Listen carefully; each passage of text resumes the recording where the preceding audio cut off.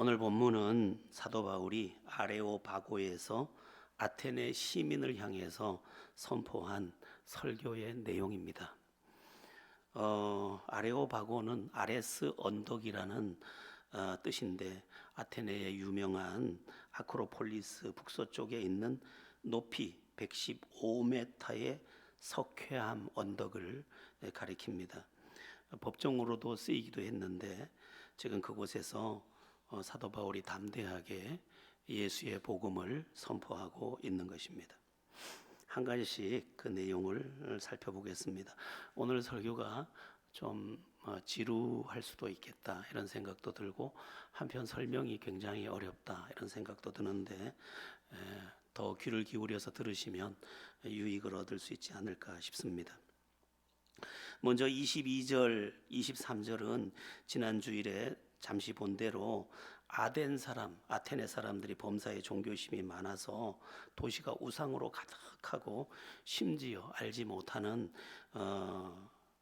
못하고 유하는 신들의 제단까지 세워져 있는 그러한 모습을 말씀하고 있습니다. 하나님을 찾으라고 인간의 본성 속에 집어넣어 놓은 종교성을 가지고 하나님을 찾지 못하니까 대체물로 우상을 만들고 우상을 하나님이라고 지금 섬기고 있는 아테네 사람들의 모습입니다.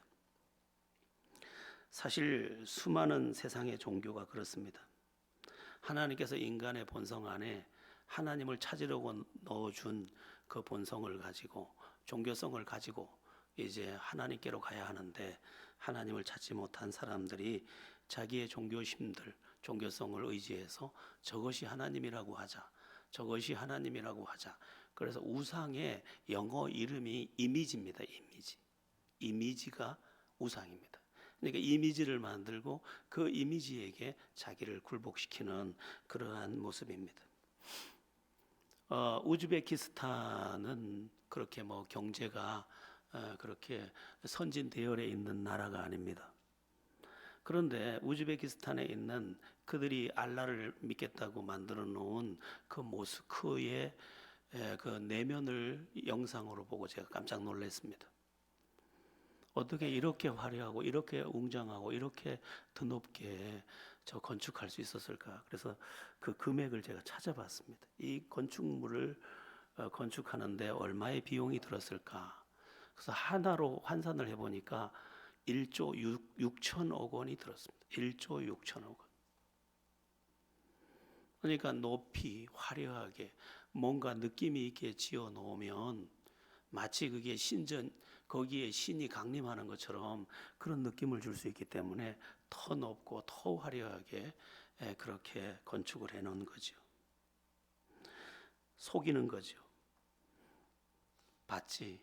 이걸 보면 모르겠어? 여기 알라 신이 계신다니까. 이런 느낌으로 무려 1조 6천억 원의 그 어마어마한 천문학적인 돈을 지금 들여서 그렇게 지어놨더군요. 그러나 그건 이미지, 허상에 불과합니다.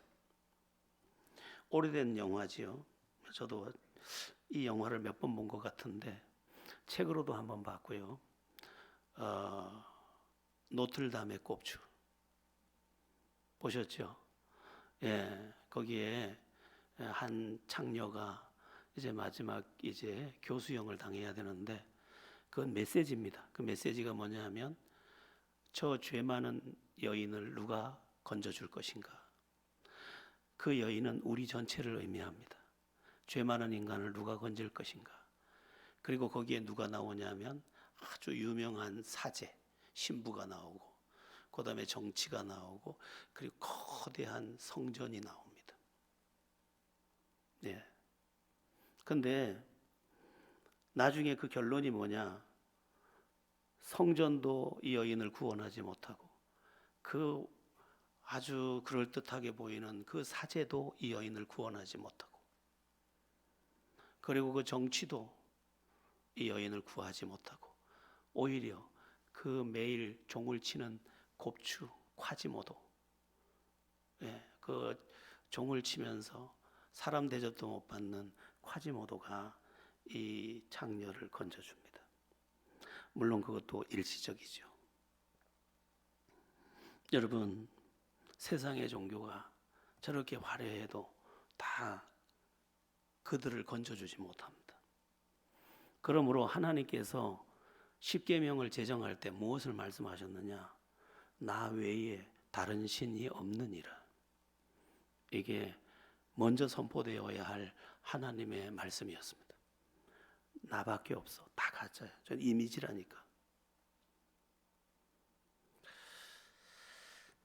여러분, 하나님 한 분 외에 없습니다. 이 사실을 결코 잊으면 안 됩니다. 중요한 것은 바울의 23절 마지막 부분의 선포인데, 이 설교의 오늘의 제목이기도 한데, 내가 너희에게 알게 하리라. 여러분, 내가 너희에게 알게 하리라, 이 말은 아무나 할 수 있는 말이 아닙니다. 공자의 제자가 어느 날 공자에게 물었습니다. 스승님, 하늘의 이치를 가르쳐 주십시오. 그러자 공자는 정직한 사람이었습니다. 공자가 말했습니다. 내가 땅의 일도 다 알지 못하거든 어찌 하늘의 일을 말하라 하느냐. 나는 땅의 일도 다 몰라. 근데 어떻게 하늘의 일을 알겠냐. 공자다운 이야기입니다. 그러나 지금 4대 종교의 하나로 지목되고 있습니다. 불교, 저도 불교 공부를 좀 많이 했습니다. 불교의 특징 가운데 굉장한 특징이 하나 있습니다. 제가 기독교에 개종을 해서 알았습니다. 그게 뭐냐면 불교는 답이 없습니다. 기독교는 답이 있습니다. 기독교는 예수 믿으면 죄사함 구원, 기도하면 응답, 말씀을 따라가면 하나님의 그 약속에 도착하는 모든 약속과 대답으로 계속 되어 있는 것이 바로 하나님의 말씀입니다. 진리이기 때문에 항상 답을 갖고 있습니다. 모든 부분에 대한 정확한 답을 계속해서 한 장을 넘기면 답이요, 또 한 장을 넘기면 답이요, 1189장을 다 넘기도록 대답입니다.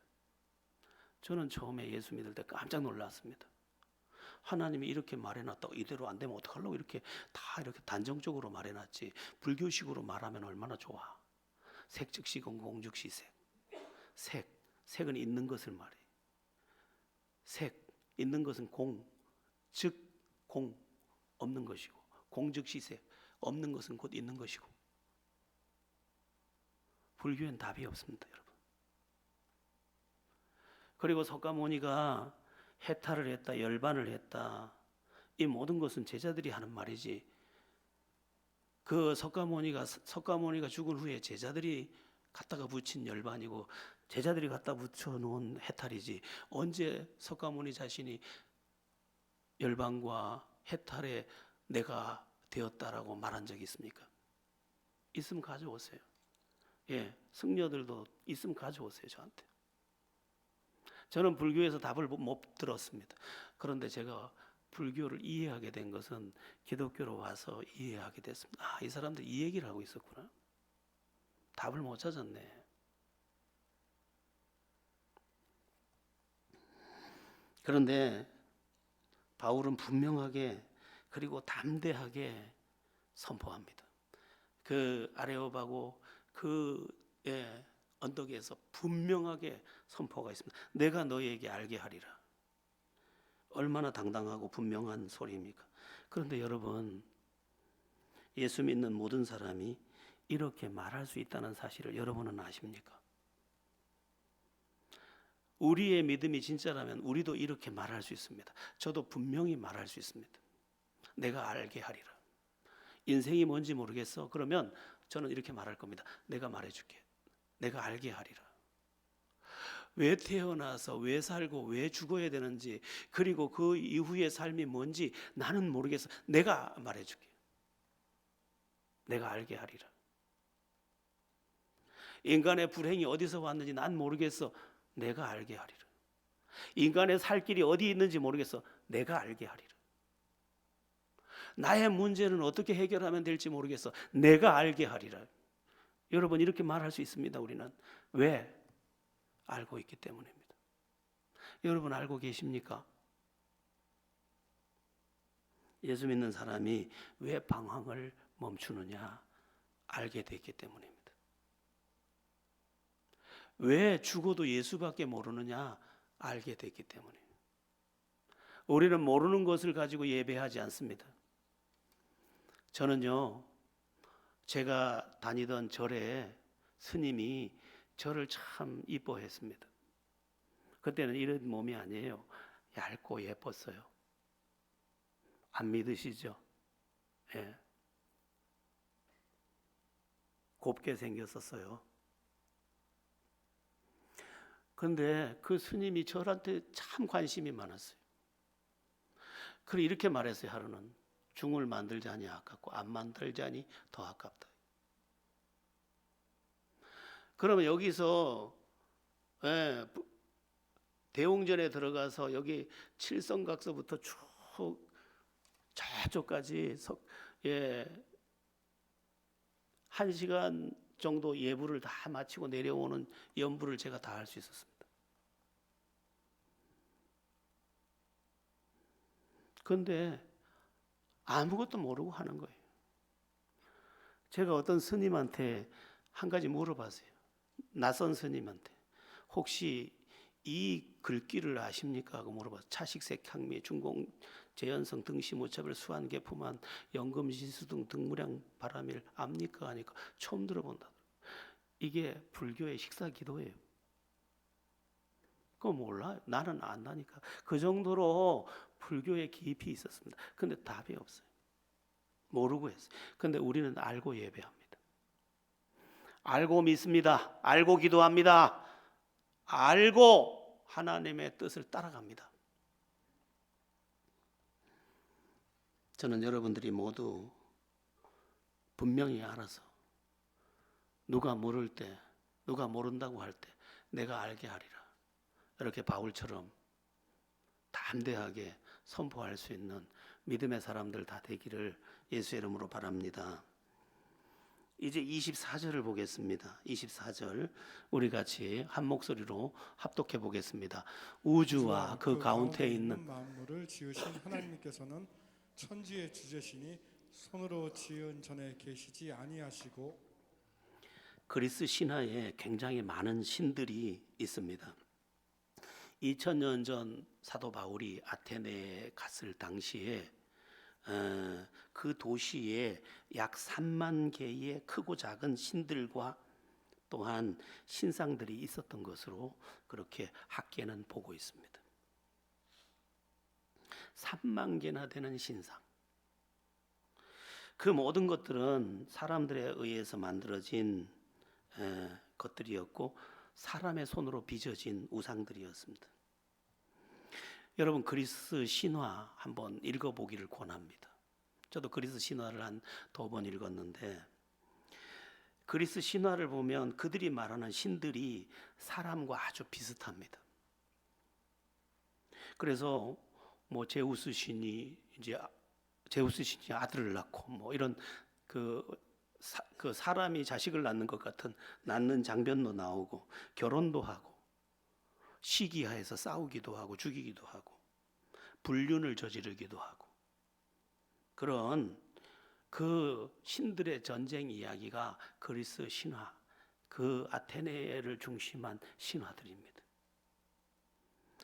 신들이라는 존재들이 꼭 사람들같이 행동하는데 왜 그렇게 신들의 이야기가 나열되어 있을까요? 사람들이 만든 신들의 이야기이기 때문입니다. 세상의 신들은 다 사람이 만든 신입니다. 그런데 하나님은 사람이 만든 신이 아닙니다. 어느 날 모세가 하나님께 물었습니다. 누가 나를 보냈다고 할까요? 이스라엘 백성을 구원하기 위해 내가 이집트로 가야 되는데 이집트로 가서 누가 나를 이스라엘 백성에게 보냈다고 할까요? 그리고 저 바로 왕에게 누가 나를 보냈다고 할까요? 물었더니 나는 스스로 있는 자니라 이렇게 말씀하셨습니다. 나는 스스로 있는 자니라. 자존하는 하나님. 다른 것은 스스로 있지 아니하고 누가 만들어서 다 세워놓은 것입니다. 어느 동네에 천하대장군, 지하대장군을 어떤 사람이 구덩이를 파고 나무를 깎아서 세워놓은 것처럼 다 세워놓은, 그리고 인간이 이미지, 어느 바위에 대해 이미지를 부여하고 어느 나무에다 이미지를 부여해서 사람이 만든 것입니다. 하나님은 그렇지 않습니다. 나는 스스로 있는 자니라. 지난주에 아리스토텔레스의 철학도 잠시 이야기했는데, 아리스토텔레스의 굉장히 중요한 철학이 뭐냐면 제1원인자라는 철학입니다. 제1원인자. 그래서 그 철학이 중세까지 갑니다. 자, 나무는 어디에서 났느냐? 나무 엄마에게서. 그 나무는 또 어디서 났느냐? 그 나무의 엄마. 그럼 거슬러 올라가면 최초에 있던 나무는 어디서 났느냐? 하나님이 창조하셨다. 그러면 하나님이 창조하셨는데 하나님은 누가 만들었느냐? 제1원인자, 스스로 있는 자라는 거예요. 그래서 우리 신학과 비슷하기 때문에 그게 중세까지 간 것입니다. 하나님은 스스로 자존하시는 분. 그래서 그분이 아니면 다 가짜, 다 사람이 만든 거예요. 그래서 오늘 본문에 바울이 전하는 하나님, 우리가 믿는 하나님은 온 우주와 심지어 만물을 창조하신 창조주시다, 이렇게 말씀하고 있는 것입니다. 인간에 의해 만들어진 3만 개 이상의 가짜 신들 중에 하나가 아니라 심지어 인간도 창조하시고 우상의 재료가 되는 쇠도 만드시고 나무도 만드시고 돌도 만드신 하나님이다, 이렇게 지금 선포하고 있는 것입니다. 바울은 그 하나님을 가리키면서 그분은 천지의 주제시다, 이렇게 말씀하고, 천지의 주제. 주제라는 말은 로드, 주인이라는 뜻입니다. 천지를 창조하신 주인이시며 또한 주인으로서 이 세상을 다스리는 그분이시다, 이렇게 말씀하고 있는 것입니다. 여러분, 이게 믿음의 기초적 고백입니다. 하나님이 우리를 창조하셨고 창조하신 우리를 다스리시고 계시며 창조하신 이 세상을 경영하고 계신 것입니다. 여러분, 이 사실이 믿어지면 우리는 안심할 수 있습니다. 내가 믿는 하나님은 이 세상을 지금 창조만 하신 게 아니라 경영하고 계시고 나를 사랑하고 계시기 때문에 그 뜻 안에서 내가 오늘 그분의 사랑을 입으며 여기 살고 있는 것이기 때문입니다. 그런데 헬라 사람들은 신들이 사람들을 만들어 놓은 건물, 그 신전에 있다고 그렇게 또 말합니다. 지금 24절 뒷부분에 보면 이런 말씀이 나옵니다. 천지의 주제신이 손으로 지은 전에 계시지 아니하시고. 우상과 다르다는 거예요. 우상은 여기 부처 상을 하나 만들어서 갖다 놓으면 먼지가 뽀얗게 앉아서 누가 들어서 옆으로 옮길 때까지 거기 있어야 합니다. 그게 우상입니다. 어떤 건물 안에 넣어놓으면 그 건물 안에 갇혀서 그냥 썩든지 거기서 모든 게 끝장이 날 때까지 거기 그냥 가만히 있어야 합니다. 그런데 우리 하나님은 그렇지 않다는 것입니다. 손으로 지은 전에 계시지 아니하시고, 니들이 만든 우상처럼 거기다 앉혀놓으면 거기만 있고 저기다 앉혀놓으면 저기만 있는 그 우상과 우리 하나님은 다르다. 여러분, 하나님이 여기만 계십니까? 오늘 여기 예배당에만 계십니까? 아닙니다. 하나님은 이 우주를 만드신 우주보다 크신 분이기 때문에, 그리고 어디에나 계신 영으로 계신 하나님이시기 때문에 우리가 살고 있는 모든 곳에 계십니다. 내가 잠든 방에도 계시고 내가 외출을 하며 걸어가는 그 길에도 계십니다. 만약 우리가 하나님이 예배당 안에만 있다고 계시다고 말하면 그것은 하나님을 우상 숭배식으로 믿는 겁니다. 물론 하나님이 여기 계십니다. 그리고 우리의 예배 가운데 지금도 함께 계십니다. 그러나 동시에 하나님은 어디에나 계신 것입니다. 그래서 중요한 게 뭐냐면 어디에나 하나님 앞이 아니겠습니까? 이 의식을 가지고 우리의 삶의 터전에서도 하나님의 사람답게 살아야 하는 것입니다. 예배만 거룩하게 하고 삶을 함부로 살 수 없는 것이 하나님의 모든 곳에 계신 하나님을 인정하는 삶의 내용입니다. 우리가 가끔 기도할 때 이런 기도를 하는데 그건 실수입니다. 하나님, 지난 일주일 동안 세상에서 여러 가지로 죄를 짓다가 이제 하나님 앞에 왔습니다. 이러면 안 됩니다. 우리는 언제든 거룩하신 하나님 앞에 있습니다. 이것이 하나님이 어디에나 계시다는 것을 인정하고 살아가는 경건의 삶의 방식입니다. 그러면 우리가 여기에 모여서 뭘 하고 있느냐? 교회는 두 기능을 갖고 있습니다. 모이는 교회와 흩어진 교회. 모이는 교회는 와서 경배하며 예배하며 그분으로 다시 무장하는 것이고, 흩어진 교회는 각자의 자리에서 작은 예수로서의 삶을 살아내는 것입니다. 우리는 여기서 엄청난 실패를 하고 있습니다. 너희는 세상의 소금이니 너희는 세상의 빛이니, 틀림없이 말씀하신 것은 너희가 어디에 있든 내가 거기 네 곁에 있다는 거예요. 유명한 어떤 사람이 어떤 죄로 인해서 감옥에 가게 됐는데 거기서 자기가 했던 고백이에요. 어디인들 하나님 앞이 아니겠습니까? 내가 범죄해서 지금 감옥에 와 있지만 여기도 하나님이 계십니다. 내가 여기서 주님의 사람답기를, 비록 여러 가지 경제적인 문제를 해결하지 못해 여기 갇혀 있지만 어디인들 하나님 앞이 아니겠습니까? 그래서 밥을 먹을 때도 다르게 먹고 말을 할 때도 다르게 말을 하고 모든 것이 다르니까 나중에는 자기가 있는 감방이 교회가 돼버려요. 야야야야, 저 목사님 기도한 다음에 먹자. 목사도 아닌데 목사라고 스스로 자기들이 다 불러서 그를 목사라고 하고 메토 감방은 교회인 거예요. 바른 신앙은 오늘 하루에 온전한 것이 아니고 오늘 하루를 출발로 나머지 날들의 아름다운 것입니다. 그래서 우리 교회가 지금 주보를 지금 다시 만들고 있는데 제가 주보 슬로건을 이렇게 정했습니다. 세상의 빛, 삶으로 믿는 예수, 제자들 교회. 입으로 믿는 거 말고 삶으로 믿는 예수.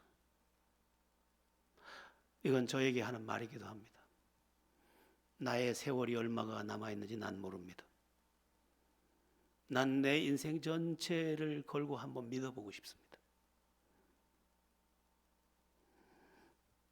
여러분, 주님은 우상처럼 어디 갖다 놓으면 거기만 앉아있는, 여기서 안 온 누가 왔네 하고 보고 있고 가면 갔네, 그런 분이 아닙니다. 우리의 예배의 자리에 뜨겁게 임재하시면서 우리의 삶에서 한 발짝도 떠나지 않는 어디인들 하나님 앞이 아니겠습니까? 이 하나님이시라는 것을 알고 믿음 안에서 살 수 있는, 그러니까 니들 우상 숭배하느라고 여기까지 와야지만 너희들 우상 만나고 가지.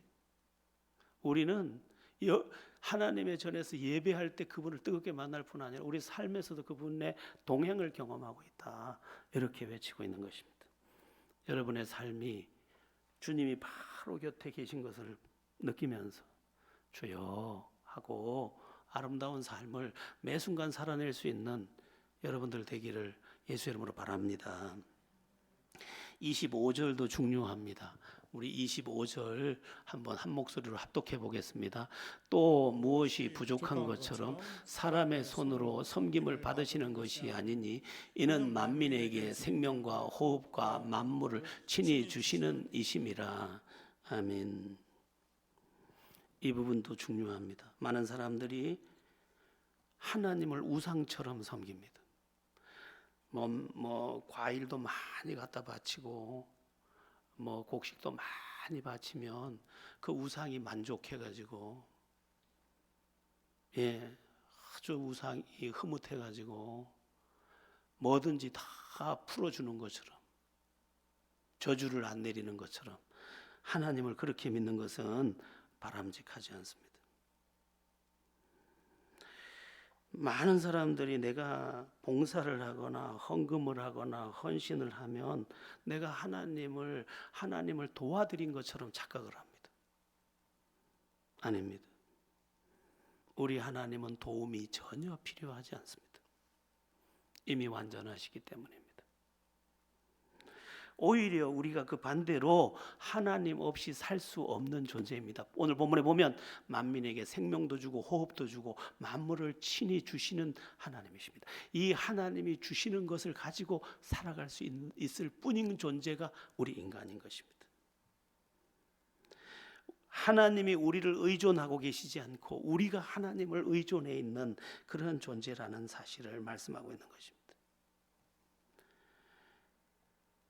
예전에 들으면서도 저게 맞나 그런 말을 이렇게 간간히 들었던 적이 있습니다. 내가 아프면 하나님 손해지 뭐. 하나님은 손해보지 않습니다. 내가 헌신하지 않으면 하나님이 손해지 뭐. 하나님 손해보지 않습니다.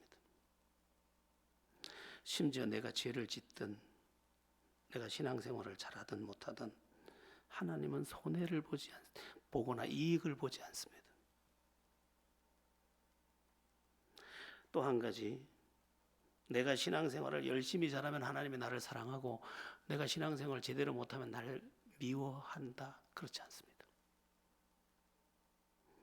하나님은 우리를 항상 사랑합니다. 여러분, 속 썩이는 자식이 저기 있는데 그 자식을 보면서 나는 쟤를 미워해요. 그런 정상적인 엄마가 아닙니다. 다만 그의 미운 짓이 가슴 아플 뿐입니다.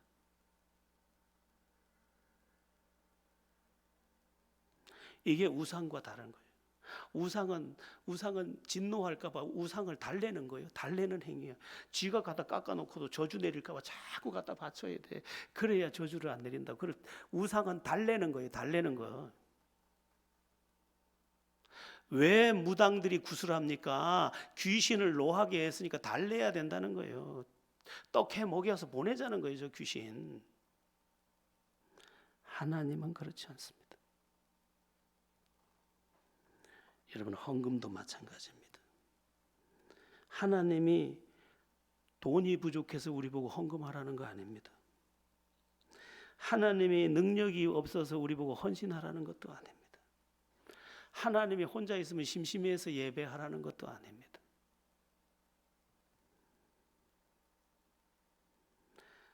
이 예배, 헌금, 봉사 이걸로 하나님을 돕는다? 어마어마한 착각입니다. 하나님은 스스로 충족하신 분입니다.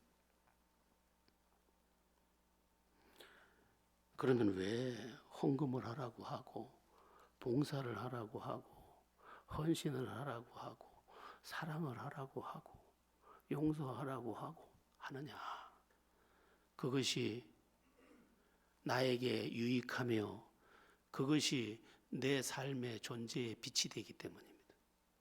그리고 그것이 하나님을 반영하는 빛의 거울이 되기 때문입니다. 미워해 보세요. 말씀 반대로. 그러면 그는 천덕꾸러기 되는 거예요. 하나님께 드리는 기쁨을 하나님께 드려보세요. 내 영혼 안에 본물이 터져 올라옵니다. 그리고 드릴 줄 아는 사람에게 삶이 열리도록 하나님이 그렇게 이 세상을 설계해 놓으셨습니다.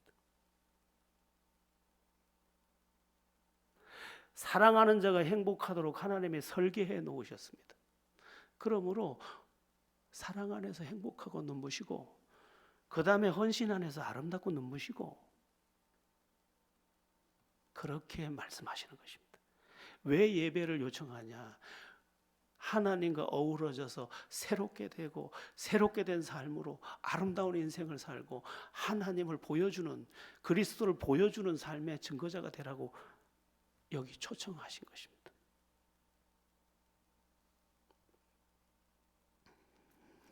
뭐 마치 내가 하나님께 드려가지고 하나님이 뭐 배가 불러가지고 아이고 오늘은 기분이 좋다 하고 들어놓 계시는 그런 분 아닙니다.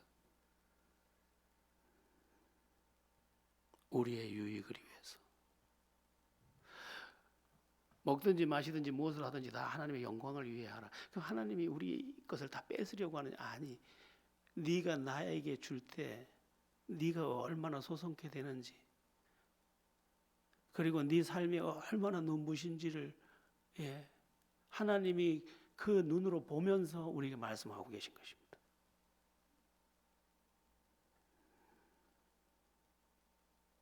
제가 이렇게 눈여겨보는 목사님 중에 한 분이 예수제자운동 윤태호 목사님이신데, 이래 보면 뭐 성격도 뭐 좀 와일드한 것도 다 있고 하지만 그분의 이렇게 드리는 삶에서, 그리고 그를 따르는 제자들의 삶을 보면서 야, 참 아름답다 이런 생각을 합니다. 여러분, 내가 지금 오늘 뭐 헌금 드리고 헌신하고 봉사한 거, 하나님이 우리 그걸 가지고 만족하셨다 이게 아니라는 거, 오히려 우리를 위해서 지금 초대하고 계셨다는 것을 잘 알고 우상처럼 하나님을 믿지 말고 하나님을 하나님으로 믿는 우리가 되어야 합니다. 세상의 우상은 인간이 만들어 놓고 인간의 목적을 향해서 수단으로 쓰는 대상이기도 합니다. 내가 이만큼 갖다 줄 테니 네가 저쪽 길 열어, 알았지? 저주 내리지 말고. 그래서 자기 욕심을 추구하는 대상으로 지금 우상을 세워놓고 그를 지금 신이라고 불러주는 겁니다. 그런데 우리가 하나님을 그렇게 우상처럼 믿는 실수를 이 한국교회가 오랫동안 해왔습니다. 그건 우상숭배입니다.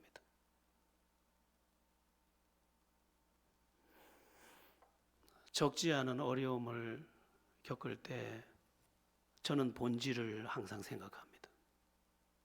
그런데 신비한 게 있습니다.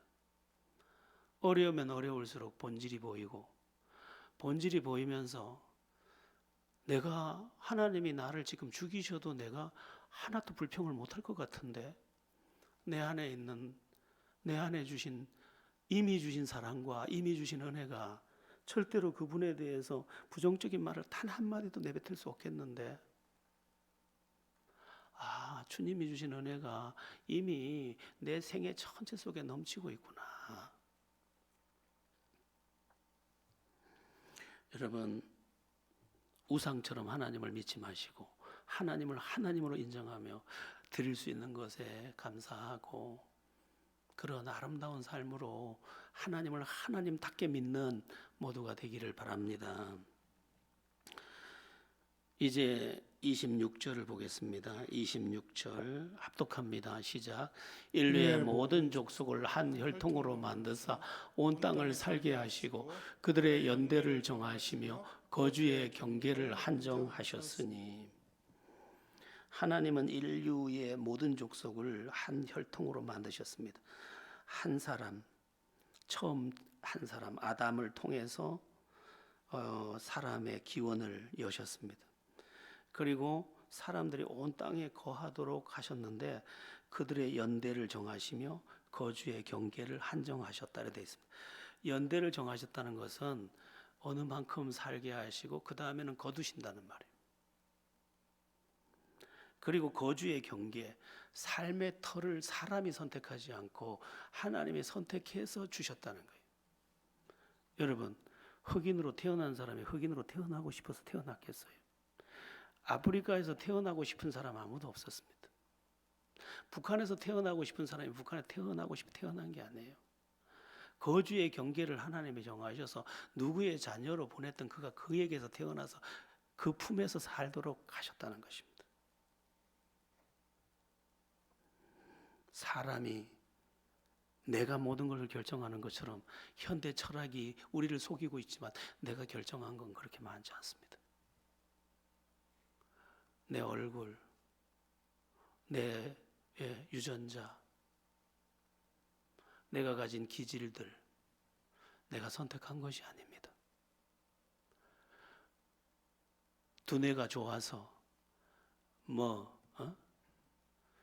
160이 된다. 어떤 이는 180도 된다. 멘사 회원이다. 자기가 만든 머리입니까? 하나님이 누구에게 주셨던 그거 가지고 있는 것입니다. 그런데 이렇게 주권자 대신 주인 되신 하나님께서 연대도 정하시고 거주의 경계도 한정하셔서 주셔서 우리를 이 땅에 살게 하셨는데 그 다음에 하나님이 어떻게 하셨느냐? 여기에 우상과 하나님의 또 다른 부분이 나옵니다. 세상의 우상 종교 또 이 세상의 철학은 하나님 철학으로 보는 하나님은 하나님께서 천지를 창조하신 후에 또 우리를 만들어서 이 땅에 보내신 후에 손을 놓으신 것처럼 설명을 합니다. 우리를 이 땅에 던져놓고 이제는 알아서 살게 하셨다. 이렇게 이해를 한다는 거예요. 이걸 보고 이신론이라고 합니다. 이신론. 성경적 가르침이 전혀 아닙니다. 27절을 보면 아닌 대답이 나옵니다.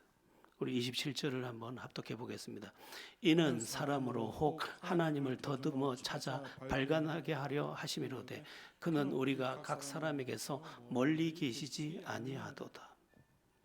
잠자던 아이가 갑자기 무슨 꿈을 꿨는지 겁이 났는지 더듬어서 손을 내밀어서 엄마를 뭉클 확인하고야 안심하고 자도록 엄마가 곁에 있는 것처럼 하나님이 인간의 곁에 계셔서 더듬으면 거기에서 만져지도록 가까이 계시다는 거예요.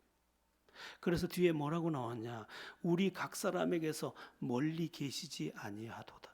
우상은 거기 신전에 가둬놨기 때문에 거기밖에 없지만 하나님은 늘 가까이 계셔서 그분을 더듬으면 만질 수 있고 그분이 곁에 계셔서 흔들면 우리를 안아주신다는 거예요. 얼마나 놀라운 하나님입니까? 가장 외로운 밤에도 그 주님을 부를 수 있어서 주여 하고 그러면 그분이 영이시니까 육체로 만져지지 않지만 영으로 만져져서 그래 내가 너를 사랑한다. 이사야 41장 10절처럼 두려워하지 마라. 내가 내 하나님이다. 놀라지 마라. 나는 내가 너를 붙들어 주리라. 이 세미한 음성으로 우리를 뭉클하게 하고 또 염려를 맡기고 잠들게 하십니다. 멀리 계시지 아니하시도다. 우상은 멀리 있어요. 산꼭대기에 우상이 있으면 산꼭대기밖에 없어요. 우리 주님은 아니에요. 여러분 너무도 외로운 날에 그날에도 주님은 옆에 있습니다. 한번 나직히 불러볼까요? 주님.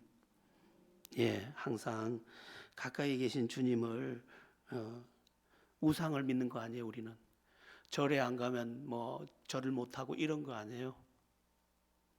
자 이제 28절을 보겠습니다. 28절입니다. 시작. 우리가 그를 힘입어 살며 기동하며 존재하느니라. 너희 시인 중 어떤 사람들의 말과 같이 우리가 그의 소생이라 하니. 여기 바울은 그리스의 시인 에피메니데스의 말을 인용한 것으로 되어 있습니다. 제우스 신 덕분에 인간이 살고 움직이고 존재한다 이런 시를 그가 남겼는데 그러나 제우스에 의해서 인간이 살고 죽는 게 아니죠. 그런데 이 철학에 대해서 깊이가 남달랐던 바울은 그 시를 이 아테네 시민들이 다 알고 있는 것을 알기 때문에 이 아테네 철학의 도시 아테네 시민에게 그 시를 인용하면서 너희가 그 신을 힘입어 살며 기동하며 존재한다고 했는데 너희 시인 중에 한 사람이 그렇게 말한 그 말은 실제로는 하나님 안에서 우리가 하나님을 힘입어 살며 기동하며 존재하는 존재다. 그 시를 인용해서 하나님으로부터 우리가 모든 것을 공급받아 살 수 있는 존재라는 것을 선포하고 있는 그러한 내용입니다. 여러분, 하나님 없이 살 수 있는 것처럼 보이는 날들이 많습니다. 그러나 깊이 들어가 보면 전혀 그렇지 않습니다. 호흡도 우리 하나님이 주셔야 하고, 또 비도 적당한 햇살도 하나님이 주셔야만 살 수 있습니다. 우리가 열심히 살면 된다, 천만의 말씀. 하나님께서 1년만 비를 내리지 않으면 온 세상이 다 굶어 죽어버려요. 어떤 분이 열심히 살아서 돈도 어느 정도 벌고 자식들 남매에 있는 거 시집 장가 보내고 이제 2 내외가 남았는데 아마 제 나이나 됐을 까 제 나이가 안 된 걸로 저보다 2살 어린 것 같으네요.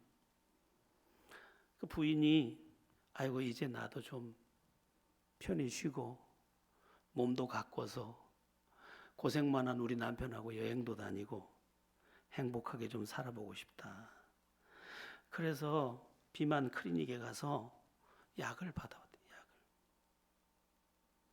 그래가지고 그날부터 이제 날씬한 콜라병 몸매를 기대하면서 약을 먹었던 거죠. 매일. 근데 여보, 이 약 진짜 좋은 것 같아. 살이 이렇게 잘 빠질 수가 있나? 매일 올라가면 빠진 거야. 올라가면 빠져. 근데 동네에 나갔더니 어떤 사람이 보고 하는 말이 아니 아무개 엄마 왜 그렇게 살이 많이 빠지셨어요? 그러니까 예, 요새 제가요 살 빠지는 약을 먹는데 이 약이 진짜 저하고 잘 맞나 봐요. 그냥 쭉쭉 빠지네요. 그랬더니 아니야, 병원 한번 가봐. 그래도 그렇게 살이 빠지는 건 아니야. 반쪽이 됐잖아. 그래서 병원을 갔어요. 갔더니 간암 말기야.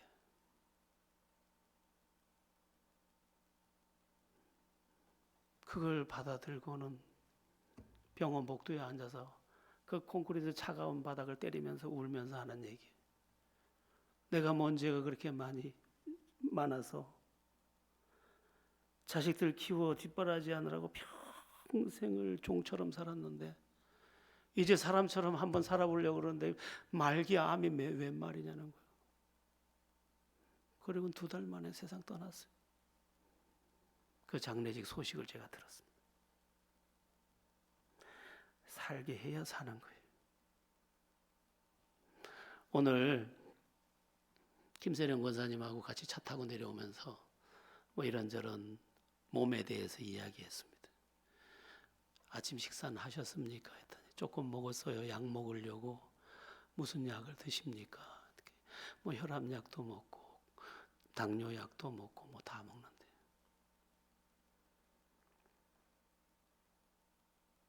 저렇게 날씬한 몸매도 다 먹는다니까. 이 몸매는 안 먹어도 인생은 모르는 거예요. 하나님이 허락하면. 그래서 우리 안상무 집사님도 매일 설탕을 번복을 해서 드시는데 당뇨가 없으시대. 설탕 먹어서 당뇨 걸리는 거 아니에요. 하나님이 건강도 허락하시면, 목숨도 허락하시면, 모든 좋은 것도 허락하시면 그게 내 건 거예요. 그래서 우리가 그를 힘입어 살며 기동하며 존재하느니라 이 선포를 하고, 너희 시인 중에도 제우스 신에 의해서 산다는 시를 쓴 에피메네스가 있지 않느냐. 그러나 그것은 너희들의 말이고 진짜 우리는 하나님을 힘입어 사는 존재야. 이렇게 선포하고 있는 것입니다. 그래서 우리가 그분을 의지하며 기도하고 그분을 소망하며 오늘도 믿음의 길을 가는 것은 그분이 살고 죽는 권세가 그분의 손에 있기 때문인 것입니다. 여러분, 제가 오늘 이 본문을 하나씩 보면서 장황한 이야기를 했습니다. 어떤 말씀이 여러분에게 들렸을지 저는 잘 몰라요. 근데 제가 이 말씀을 준비하면서 제 마음에 와닿은 한 가지는 하나님 한 분이 모든 것이구나. 하나님께 내 생애를 다시 한번 걸고 싶다. 이런 것이었습니다. 여러분은 어떻습니까? 이미 하나님을 알고 하나님 안에 있어서 내가 너희에게 알게 하리라고 바울처럼 말할 수 있는 우리, 그러면 우리의 삶은 얼마나 더 분명하고 당당하고 멋져야 하겠습니까? 나에게도 말해주고 누구에게도 말해주되 내가 알게 하리라. 나는 알고 있다. 이것의 분명한, 그리고 하나님의 은혜 안에서 오늘도 감사할 수밖에 없는 제목이 가득한 여러분들 다 되시고, 제가 설교의 목적을 행복에 둔다고 말했는데 주님으로 인하여 행복하시기를 예수의 이름으로 축원합니다.